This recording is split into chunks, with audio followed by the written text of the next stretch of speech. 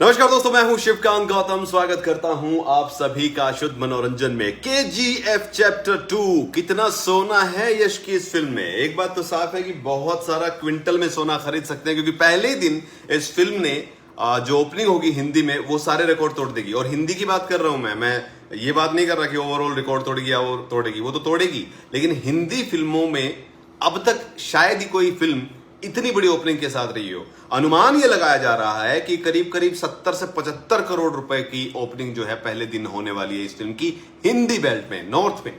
ये एक अपने आप में बड़ा आंकड़ा इसलिए हो जाता है क्योंकि बहुत सारे भाईजान की फिल्म भी 50 करोड़ तक पहुंचते पहुंचते चड्डी गीली हो जाती है। और इस बार तो चड्डी गीली हो गई है बॉलीवुड की, ये बात साफ है। इसकी वजह भी है। वजह ये है कि बड़े बड़े जो स्टार थे, जो हैदर थे, उन्होंने अपनी फिल्मों को पोस्टपोन कर लिया।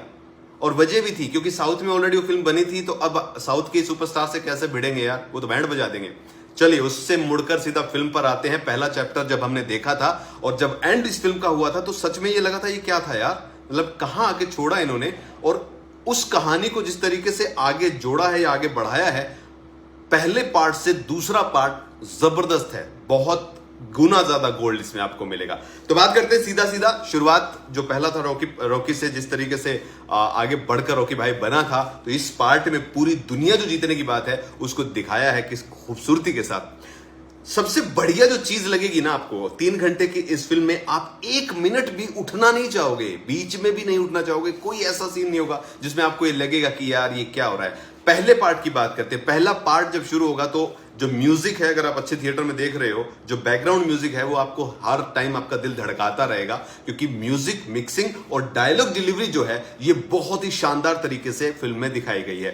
आरआरआर में बहुत बड़ी गलती थी। एसएस राजामौली ऐसी बड़ी गलती कैसे कर सकते हैं समझ में नहीं आ रहा था, क्योंकि उस फिल्म को देखने के बाद ये लग रहा था कि बहुत सारी जगह पे ना मेलो ड्रामा हो रहा है। और जो अंग्रेज हमारे डायलॉग बोल रहे हैं उनको जिस तरीके से डबल, यानी इंग्लिश में भी चल रहा है, हिंदी में भी उसकी डबिंग हो रही है, वो बहुत पुराने वाली चाइनीज मूवी जो आती थी जैकी चैन की, मैं तुम्हें लेने के लिए आ रहा हूं, तुम यहीं खड़ी रहना, उस तरीके से कुछ फील हो रहा था जो होता था स्टार गोल्ड पे आती थी। लेकिन इस फिल्म में जो डबिंग है वो A1 है। और हिंदी में जो डब है ना ये आपको बहुत ज्यादा सीटियां मारने पर मजबूर करेगी। मैं नोएडा में फिल्में जब देखता हूं तो कई बार बहुत रेयर कंडीशन में ऐसा होता है कि दर्शक जो है वो तालियां पीटते हैं।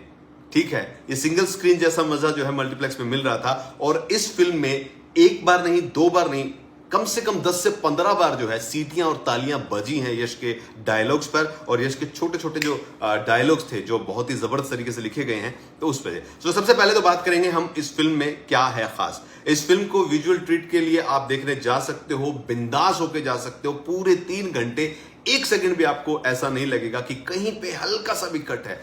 एक एक सीन जो है वो बहुत ही खूबसूरत है, बहुत ही शानदार है। और हर जगह पे आप ना उसको देख के आपको लगेगा लार्जर देन लाइफ जो होता है ना साउथ सिनेमा, वो वाला। और मैं दावे से कह सकता हूं कि आरआरआर को आप भूल जाओगे ये फिल्म जब देखोगे। इस पे बहुत ज्यादा मेहनत की गई है। बैकग्राउंड म्यूजिक कमाल का है। पूरी फिल्म में आप कहीं पर भी, हालांकि थोड़ा लाउड जरूर लगेगा अगर आपको लाउड म्यूजिक पसंद नहीं है तो, लेकिन पूरी फिल्म में कहीं पर भी आपको ये फील नहीं होगा कि फिल्म थोड़ा सा भी खाली जा रही है। नहीं, हर छोटा सा सेकंड भी म्यूजिक के साथ फिल किया गया है। इवन इसकी जो डबिंग है उसमें सबसे बड़ा पार्ट ही बैकग्राउंड म्यूजिक का मुझे फील हो रहा था, क्योंकि हर डायलॉग के बीच में म्यूजिक अप एंड डाउन है, यानी प्लेन कहीं पर भी नहीं है। और ये एक बहुत ज्यादा आपको बांधे रखने में काम करेगी। स्टोरी कहीं पर भी, इनफैक्ट जो लास्ट का सीन होगा ना इस फिल्म का, वहां तक भी आपको लगेगा कि अब क्या होगा, क्या सब अलग तरीके, मतलब मैं बताऊंगा नहीं आपको क्योंकि फिर मजा नहीं आएगा। लेकिन हर 15 से 20 मिनट के बाद फिल्म में एक ऐसा टर्न एंड ट्विस्ट आएगा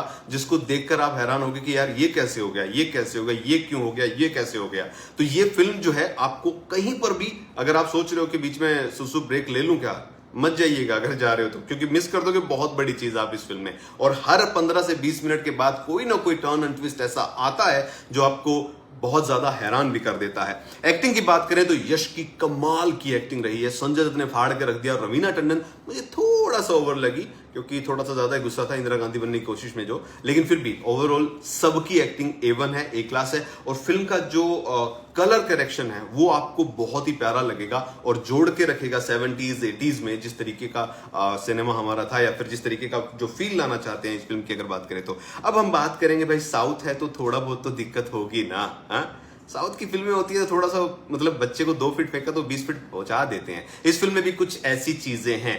दरअसल पार्लियामेंट पे भी अटैक कर देते हैं हमारे रॉकी भाई जाके, और सबसे बड़ी बात यह है कि वहां पर उनको रोकने वाला कोई नहीं है। जब उनकी गाड़ी से एग्जिट होता है, जब वो पांव रखते हैं अपने लेदर शूज के साथ, तो सब उस वक्त पे जो नॉर्मल होमगार्ड की ड्रेस पहने हुए पुलिस वाले हैं वो थर थर कांप रहे होते हैं, और वो सीधा अंदर जाते हैं, सारे सांसद भाग जाते हैं और उसमें से एक को वो गोलियों से उड़ा देते हैं और वहां से वापस बड़े आराम से आ जाते हैं। मुझे समझ में नहीं आया, क्योंकि संसद के बाहर तो भाई आर्मी भी होती है, कौन छोड़ेगा, ये भारत की संसद है यार, ऐसे मतलब एवी। और एक और सीन है जिसमें वो प्रधानमंत्री से मिलने जाते हैं, और प्रधानमंत्री से मिलने का जो स्टाइल होता है ना, मतलब कोई मुख्यमंत्री से भी ऐसे नहीं मिलेगा यार। जैसे प्रधानमंत्री को आपने छोटा दिखा दिया, बिल्कुल ही गुलाब गुलाब लेके लौंडा गया वहां पे, टेढ़ा होके बैठा ऐसे पुष्पा भाई की तरह। और पुष्पा भाई को औकात किसने दिखा दी थी? सीधा एसपी ने दिखा दी थी वहां की। तो ये तो प्रधानमंत्री के सामने बोल रहे थे जाके, तो ये जो चीज थी थोड़ी सी ओवर लगी, कुछ अलग सा लगा। जहां तक प्रकाश राज की बात है, उनके भी भारी भरकम डायलॉग्स हैं, रवीना के भी भारी भरकम डायलॉग्स हैं। और केजीएफ को अगर हम हिस्ट्री में जाके देखेंगे तो केजीएफ के बारे में कहा जाता है कि हाँ, यहाँ पे बहुत कुछ हुआ है, सोना बहुत उगला केजीएफ ने रियल में, रियल की बात कर रहा हूं मैं। तो ये रियल तो नहीं है फिल्म, लेकिन हाँ स्टोरी जो एक थीम जो थी, या फिर ये बेस जो है इसका एक रियल स्टोरी पर ही है। बट जिस तरीके से ओवर किया गया सब कुछ, वो बड़ा कमाल का था। मतलब एक जगह आप देखोगे कि बहुत ही हाई फाई मशीन गन से धड़ धड़ धड़ धड़ धड़ धड़ धड़ गोलियां चल रही है, और संजय दत्त आराम से खड़े हैं, उनको कोई गोली नहीं लगती है। लास्ट में जब ये होता है कि सीन खत्म हो गया है, जब संजय दत्त मारने के लिए दौड़ना चाहते हैं, तब उनको हाथ पे गोली लगती है। खोपड़ी में कोई गोली नहीं मारता है, मतलब कच्चे निशाने इन लोगों के इस चीज से है, क्योंकि बहुत सारी वेस्ट की गई यहाँ पे। और कई ऐसे सीन है जो आपने प्रोमो में भी देखा होगा, ट्रेलर में भी, जब पुलिस थाने को उड़ा देते हैं, तो वो भी आपको लगेगा कि ये क्या है यार, कोई रोक क्यों नहीं सकता है। तो साउथ का जो हीरो होता है वो दरअसल सुपर हीरो होता है। अगर एवेंजर्स बनाएंगे तो सारे साउथ वालों को लेकर आ जाएंगे, वो अपने आप ही हो जाएगा। ओवरऑल फिल्म बहुत ही खूबसूरत है। ये जो पार्ट है छोटे मोटे जो कि ओवर लग रहे हैं, ये भी आपको अच्छे लगेंगे। बट इस फिल्म में कई ऐसी चीजें भी हैं। जो केजीएफ है, जो जगह है, वहां पर बताया गया आबादी 15 लाख की है, 15 लाख लोग हैं। लेकिन यार इस पूरी फिल्म में उन 15 लाख लोगों के बच्चे सिर्फ 7-8 ही थे। वो 7-8 बच्चे ना केजीएफ की झुग्गियों में भी आपको दिखाएंगे, वो माइंस में भी जाते आपको दिखाई देंगे, वो जो यश का बहुत बड़ा महल है उसमें भी आपको दिखाएंगे, और वही बच्चे हैं। यानी कि प्रोडक्शन नहीं हो रहा है, सिर्फ गोल्ड का काम हो रहा है, मर्द और आदमी का वापस ये मिलन नहीं हो रहा है। तो ये बड़ा बड़ा दुख की बात है। मतलब जैसे कि बाहुबली में था ना, बार बार जब भी क्लोजअप लिया जाता था जनता का, हे हमारे भगवान आ रहे, दिवाली मनाओ, नाचो, खुशी मनाओ, ईद मनाएंगे, तो वहां पर वो 2-4 चेहरे ही थे उस फिल्म में भी। सेम यहां पर भी है। बच्चों के नाम पे 7 से 8 बच्चे हैं जो हर जगह आपको दौड़ते भागते दिखाई देंगे। वही हीरोइन के साथ भी है, और वही गलियों में भी है, वही कूचों में भी है। और कमाल की बात पता है क्या है? सबसे बड़ा पॉइंट आप देखोगे तो ये बच्चे जो है ना, ये 10 साल में भी बड़े नहीं हुए। हमने इस फिल्म में देखा कि जो स्टार्टिंग थी उसमें भी तब भी वही बच्चे थे, फिर इन्होंने खुद दिखा दिया कि 5 साल में सत्ता परिवर्तन हो गया है, और 81 में चली गई है 76 से, लेकिन वो बच्चे बड़े नहीं हुए, ना उनको मूछें आई हैं, ना उनकी हाइट बढ़ी है, वो वैसे ही कच्चे के कच्चे हैं। पता नहीं कौन सी दवाई पिलाई है इस फिल्म में जो बच्चों को बढ़ाना भूल गए, और बच्चे बढ़ाए भी ऐसे भी नहीं बढ़ाए, और वैसे भी आबादी बच्चों की नहीं बढ़ी है।